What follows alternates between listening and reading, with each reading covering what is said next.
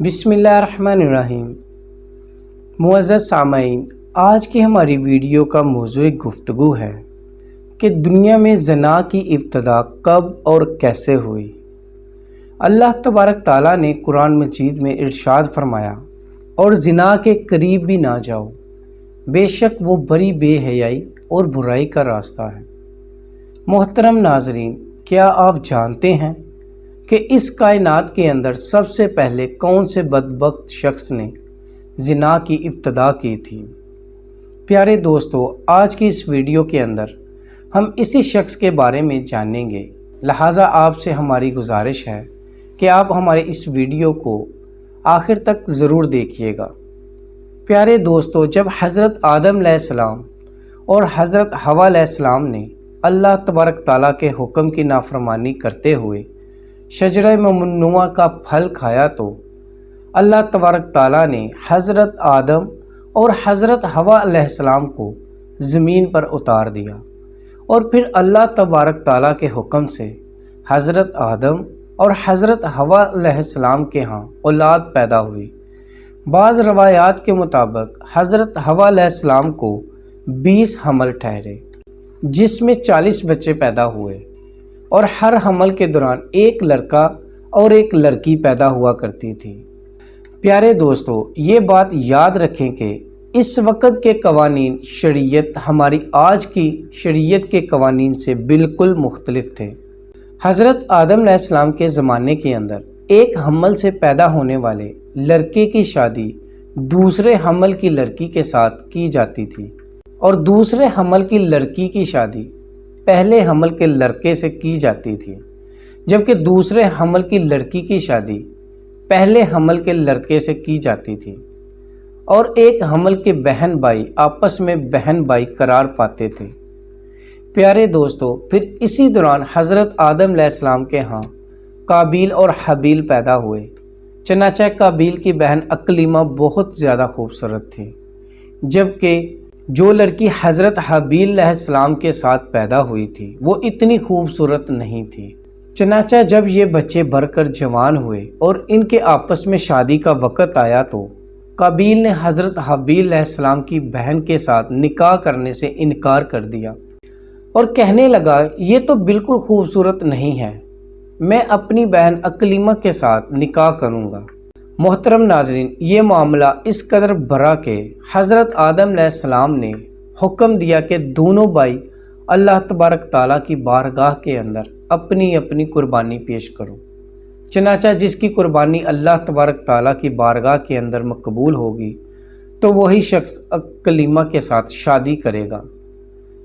پیارے دوستو، قابیل کھیتی باڑی کا کام کیا کرتا تھا، جبکہ حابیل علیہ السلام بکریاں چرایا کرتے تھے، جو کہ ایک شفقت اور محبت والا کام ہے۔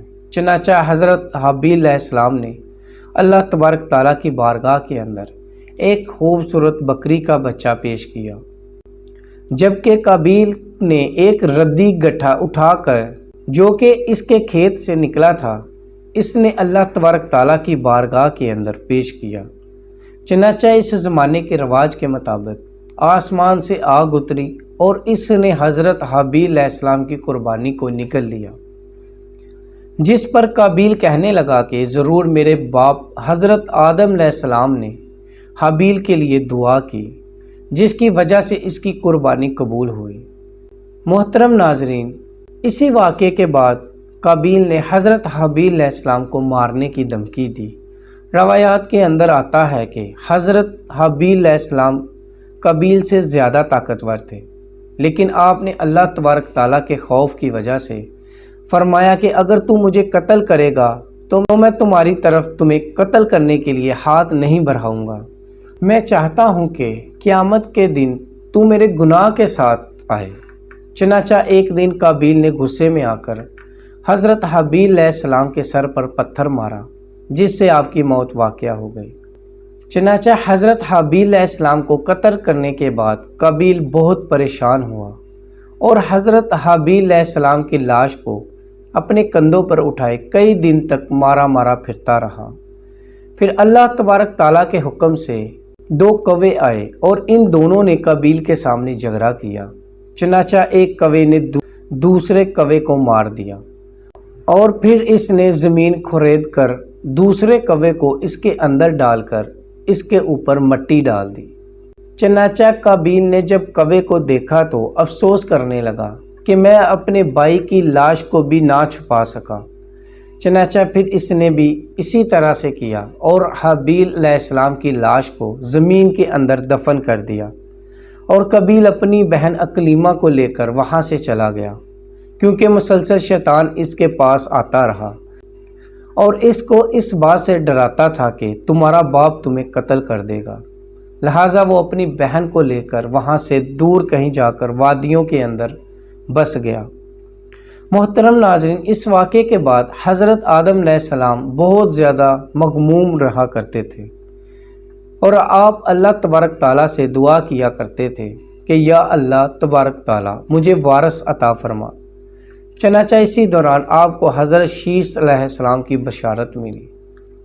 چنانچہ حضرت شیس علیہ السلام جیسے ہی پیدا ہوئے تو حضرت آدم علیہ السلام نے بچپن سے ہی ان کی تربیت پر خاصی توجہ دی اور حضرت شیس علیہ السلام کو تمام معاملات سے آگاہ کیا۔ چنانچہ جب حضرت شیس علیہ السلام جوان ہوئے تو حضرت آدم علیہ السلام نے اپنے بعد ان کو مومنین کا خلیفہ مقرر کیا اور انہیں اس بات کا حکم دیا کہ وہ اپنے بھائی قابیل اور ان کی اولاد سے دور رہے اور مومنین کی اس جماعت کو بھی اس سے دور رکھیں۔ چنانچہ پھر اس کے بعد حضرت آدم علیہ السلام کے وصال کا وقت قریب آیا تو حضرت آدم علیہ السلام یہی وصیتیں کرتے ہوئے اس دنیا سے کوچ فرما گئے۔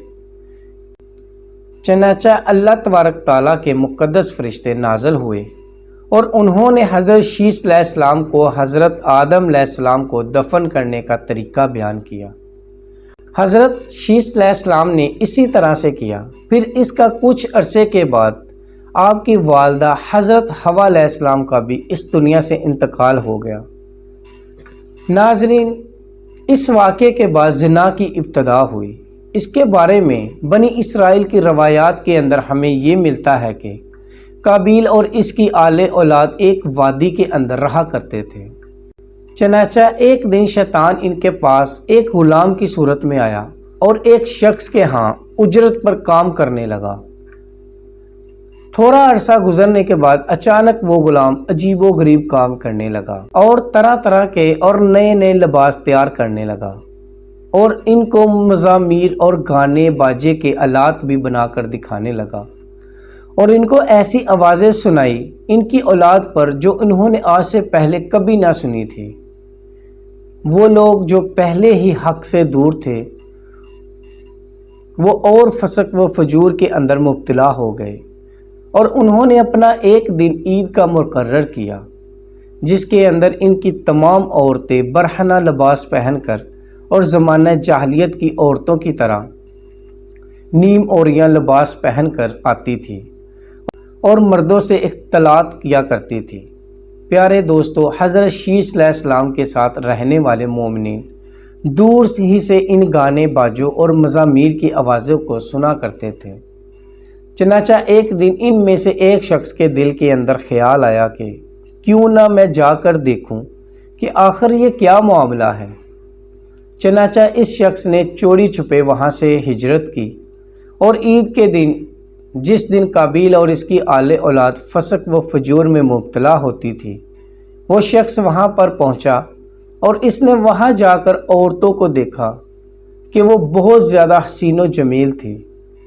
پیارے دوستو، اس حوالے سے روایت کے اندر آتا ہے کہ حضرت شیس علیہ السلام اور ان کے ساتھ جو مومنین کی جماعت تھی، ان کے مرد بہت زیادہ حسین و جمیل اور خوبصورت تھے، اور ان کے ساتھ جو عورتیں تھیں وہ بظاہر اتنی زیادہ حسین و جمیل نہیں تھیں، جبکہ قابیل کی آل اولاد کے اندر مرد انتہائی بدصورت تھے، جبکہ ان کی عورتیں اور لڑکیاں بہت زیادہ حسین و جمیل تھیں۔ چنانچہ وہ نوجوان ان لڑکیوں کے حسن و جمال سے بہت زیادہ متاثر ہوا۔ پھر جب وہ شخص واپس آیا تو اس نے چوری چھپے دیگر مومنین کو بھی اس حوالے سے خبر دی۔ چنانچہ پھر آہستہ آہستہ مومنین کے لوگوں میں سے بعض کمزور ایمان والے وہاں سے ہجرت کرنے لگے اور ہجرت کر کے قابیل کی اولاد کے اندر جا کر وہاں ان کی عورتوں کے فتنے کے اندر مبتلا ہو گئے اور یوں فسق و فجور کرنے لگے اور آپس کے اندر زنا کاریاں کرنے لگے، جس سے زنا جیسے کبیرہ گناہ کی ابتدا ہوئی۔ محترم ناظرین، روایات کے اندر آتا ہے کہ حضرت شیس علیہ السلام کے ساتھ رہنے والے مومنین کی تعداد بہت کم ہو گئی تھی، جبکہ قابیل کا گروہ بہت زیادہ طاقتور ہو چکا تھا۔ چنانچہ وہ اپنی بستیوں کے اندر بھی فتنہ فساد پھیلاتے اور اپنی بستیوں سے باہر نکل کر بھی حضرت شیس علیہ السلام کے ساتھ رہنے والے مومنین کو قتل کرتے اور ان کو طرح طرح کی تکلیفیں دیا کرتے تھے۔ محترم ناظرین، یہ تمام روایات بنی اسرائیل سے لی گئی ہیں، جس کے بارے میں حضور اکرم صلی اللہ علیہ وآلہ وسلم نے ارشاد فرمایا کہ جب تم بنی اسرائیل کی روایات میں سے کوئی روایات سنو تو نہ اس کی تصدیق کرو نہ اس کی تکذیب کرو، بلکہ یوں کہو کہ جو کچھ اللہ تبارک تعالیٰ نے نازل کیا ہم اس پر ایمان لائے۔ پیارے دوستو، اگر حقیقت حال پر غور کیا جائے تو زنا کی ابتدا اسی وقت سے ہو گئی تھی کہ جب قابیل اپنی بہن اکلیمہ کو لے کر وہاں سے رخصت ہوا تھا اور اپنی بہن اکلیمہ کے ساتھ ناجائز رسم و رواج قائم کر کے اس نے اپنی اولاد پیدا کی تھی۔ اللہ تبارک تعالیٰ سے دعا ہے کہ اللہ تبارک تعالیٰ تمام مومنین کو زنا جیسی لعنت سے ہمیشہ ہمیشہ کے لیے محفوظ رکھے۔ معزز ناظرین، امید کرتے ہیں کہ آپ کو ہماری یہ ویڈیو پسند آئی ہوگی۔